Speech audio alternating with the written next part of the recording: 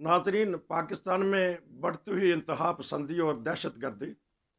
अब तो पाकिस्तान का मीडिया भी इस पे बोलना शुरू हो गया है कि बाज़ अक़लियतों पर बेपनाह तशद्दुद किया जाता है, उनकी इबादत गाहों को गिरा दिया जाता है। साल 2023 में तो इंतहाई शर्मनाक वाक़े हुए हैं। मसाजिद के मुनारे तोड़ दिए गए और बाज़ लोगों के ऊपर तशद्दुद किया गया, और नाम रखने पे भी, नाम पुकारने पे भी, नाम बताने पे भी सख्त से सख्त पाबंदियाँ लगाई जा रही हैं। तो इस सिलसिला में एक मीडिया ग्रुप ने एक प्रोग्राम में कुछ कहा है। सबसे पहले हम उसको सुनते हैं, फिर मेरे साथ होंगे सरदार खिजर महमूद साहब। बहुत अच्छा बोलते हैं, हाई कोर्ट के एडवोकेट हैं। मैं उनसे पता करूंगा कि क्या वजह बनी कि पीडीएम में मुख्तलिफ पार्टियां हैं, वो मजहबी इंतहा पसंदी की तरफ नहीं बोलती, और एक मीडिया ग्रुप ने कुछ अच्छा कदम उठाया। चलें नाजरीन, सुनते हैं सबसे पहले उस प्रोग्राम में क्या कहा गया। आज जुमा है, आप गुफ्तगू करेंगे और हम सब्र के साथ सुनेंगे, कहीं कहीं ज़रूरत पड़ी तो बोल भी देंगे। अभी स्क्रीन पे हमारे पहले जो कॉलर हैं आज के, वो हैं सऊद रफ़ाकत साहब। पंजाब का शहर है चुनाब नगर, वहाँ से। जी सऊद साहब। क्या हाल है मुस्तफा साहब, क्या खैरियत से हैं? मैं खैरियत से हूँ, आप बताइए। जी अल्हम्दुलिल्लाह। अभी आपने जिक्र किया अपनी गुफ्तगू का आगाज करते हुए कि आज आप सब्र से सुनेंगे और हम बोलेंगे। सब्र का ये मतलब नहीं है कि आप पूरा प्रोग्राम ले लें। हरगिज़ ऐसी मेरी जी नीयत ही नहीं है। जी मैं सिर्फ हालिया चंद वाक़यात के हवाले से आपकी तवज्जो दिलाना चाहता था। ऑल्दो कि आप लोग हमेशा ही हमारा ख्याल करते हैं, जमात अहमदिया के हवाले से बात कर रहा हूँ।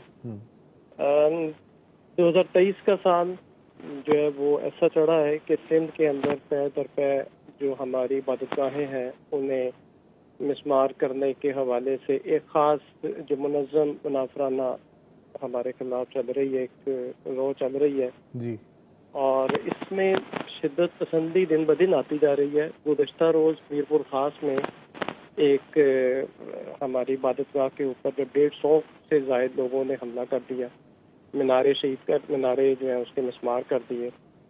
और बदकिस्मती ये कि अभी तक उसकी FIR नहीं हो सकी।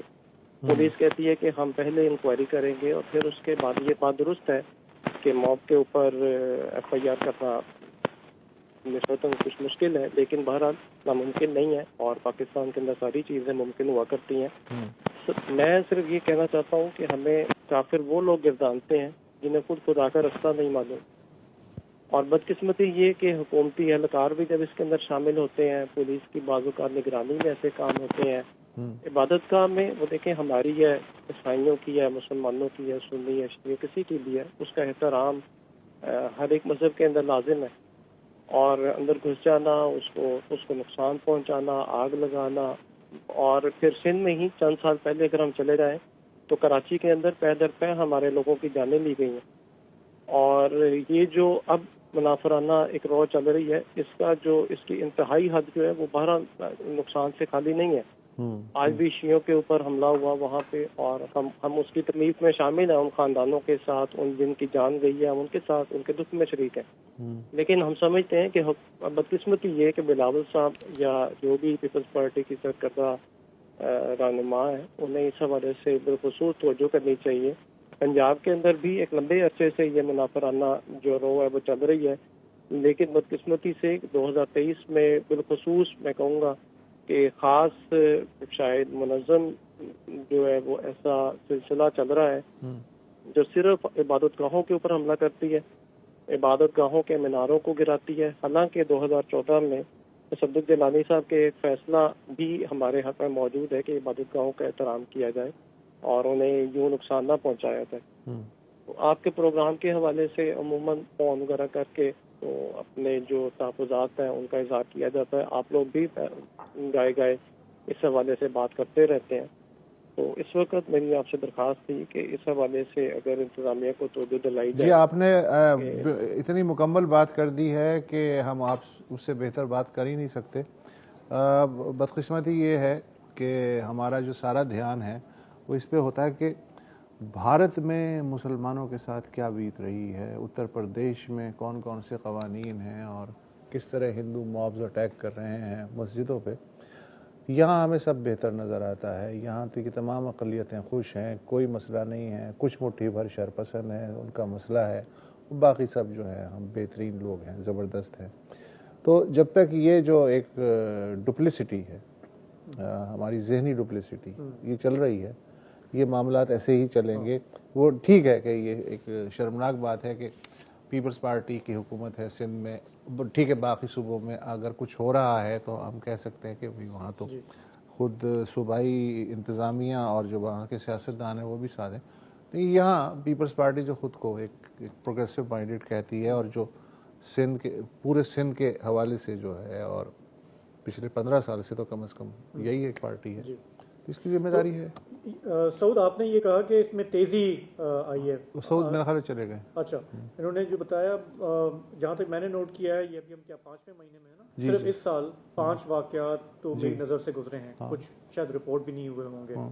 और मेरे ख्याल है इनकी ये बात सही है कि इसमें हमें एक मुनज़्ज़म एक नज़र आ रहा है कि एक कैंपेन जो है वो तेज़ी पकड़ रही जिसमें है, इबादत गाहों का निशाना बनाया जा रहा है। और ये जो तरीका वारदात है ना कि आप चढ़ गए एक इमारत के ऊपर, आपने तोड़ फोड़ शुरू कर दी, उसकी बाकायदा बबांगे दोहल उसकी फिल्मिंग हो रही है, हुजूम जमा है, और फिर बाद में कोई कार्रवाई नहीं होती। और पुलिस के 2-4 सिपाही होते हैं, लेकिन पुलिस फिर मौक़िफ़ ये अपनाती है कि जी हम 3-4 थे, हम क्या करते 150 के आगे।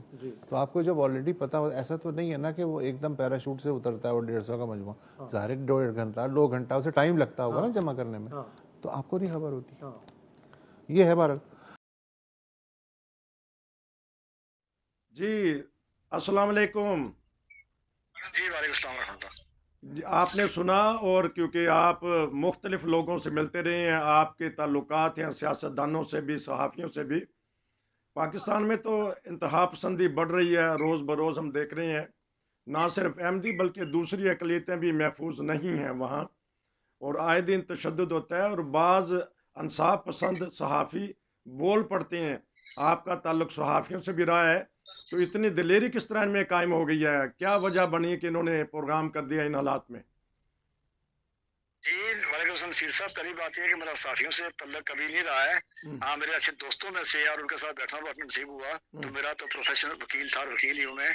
दूसरी बात ये है कि जिनके आप प्रोग्राम की बात कर रहे हैं, डॉन का वैसे कभी भी जब भी अखबार जो है बड़ा हमेशा बहुत बड़ा अखबार रहा है, और हमेशा इसने अच्छे मामलात की निशानदेही की और बड़ी बैलेंस बात की है। जहाँ तक डॉन चैनल है, उसकी कुछ बहुत सारी मजबूरियाँ तो होती हैं, लेकिन वसअतुल्लाह पाकिस्तान के अंदर जो अब जर्नलिज्म के नाम पे जो लोग जो हैं वो बचे हुए हैं, उनमें वसअतुल्लाह उनमें से एक आदमी है।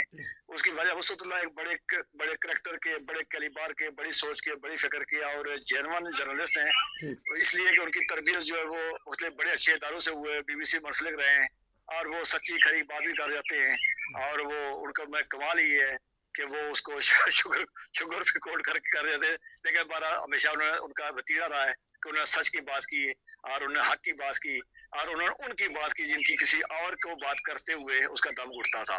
अब दूसरी बात आ गई कि यूँ तो बिल्कुल सही कह रहे हैं आप कि पाकिस्तान के अंदर जो है वो अकलियतों का और हर कमजोर तबके के लिए जिंदगी अजीरा बनी हुई है।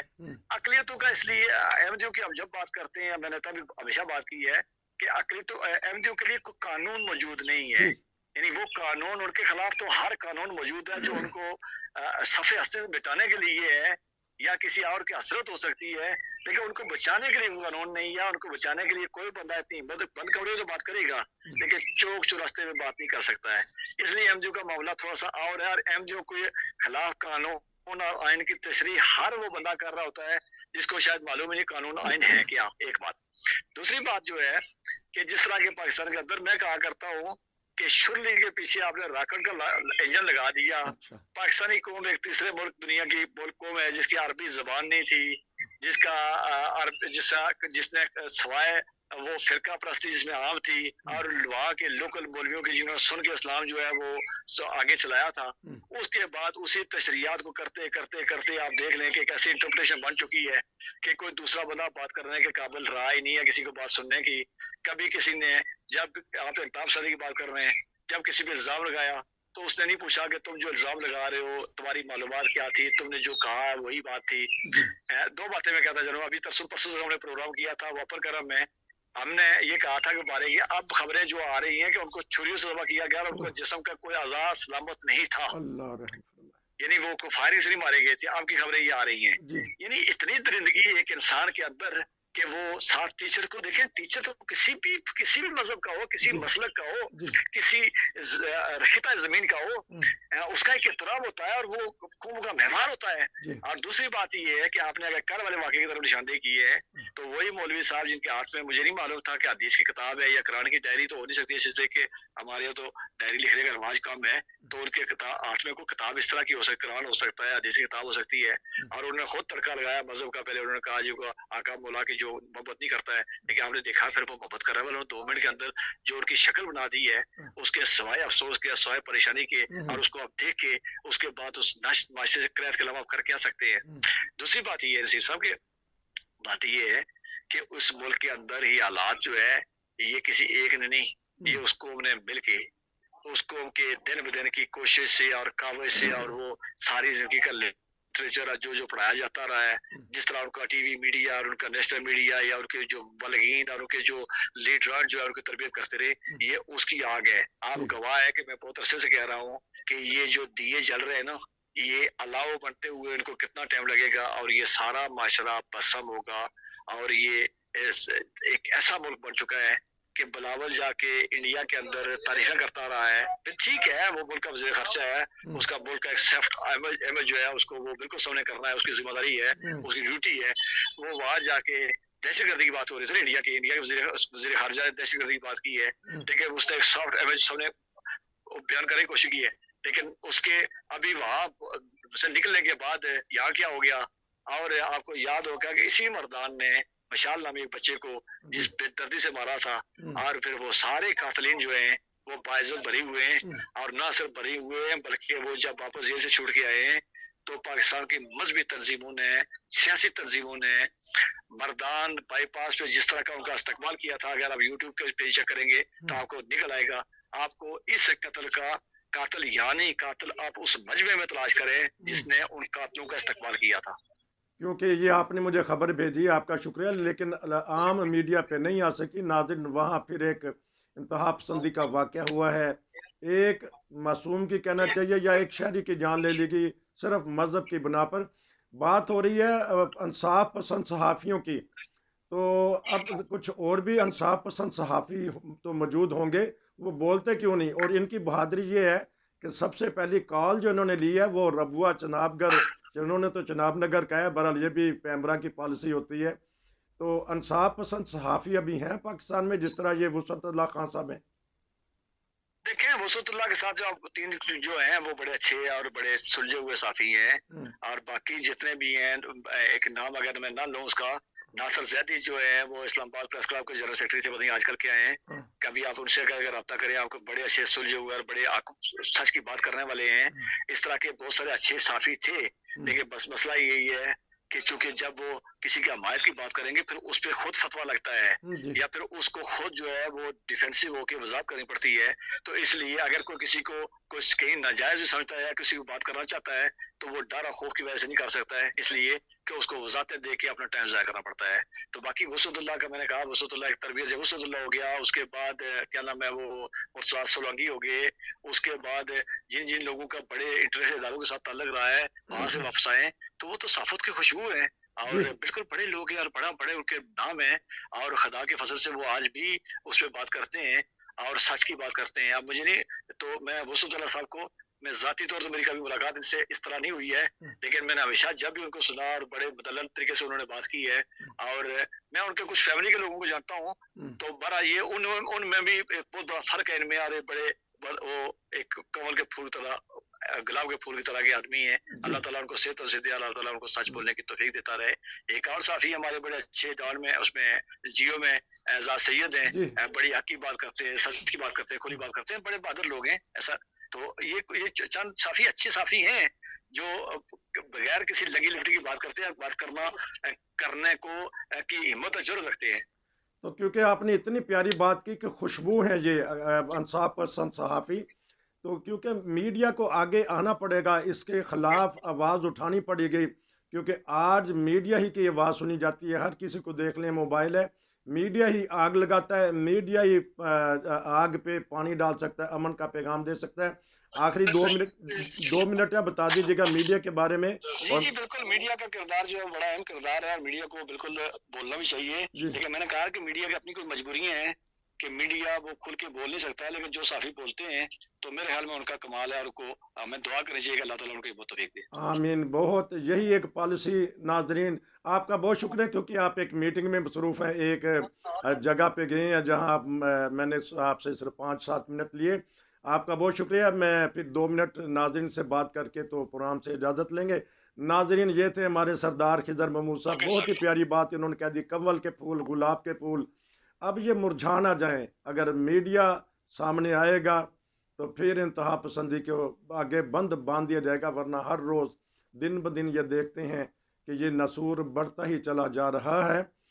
पाकिस्तान की अवाम को सोचना चाहिए, हुक्मरानों को सोचना चाहिए, सियासतदानों को सोचना चाहिए कि कहीं ना कहीं तो एक लाइन हमने खींचनी है। इस इंतहा पसंदी और दहशत गर्दी के ख़िलाफ़ हमें यकजा होकर जंग लड़ना पड़ेगी। फिर हमारा मुल्क जो है अमन पसंद मुल्क कहलाएगा। हम फिर किसी को कह सकेंगे कि आपके मुल्क में दहशत गर्दी होती है, हमारा मुल्क अमन पसंद है। मतलब ये आज का ख़ास प्रोग्राम था। तो अगर आप भी कोई तबसरा करना चाहते हैं, कोई राय तज्जिया पेश करना चाहते हैं तो हमारे प्लेटफॉर्म से जुड़ जाइए। हम आपकी आवाज़ पूरी दुनिया पर पहुँचाएँगे। नसीर को इजाज़त दीजिए। अस्सलाम वालेकुम।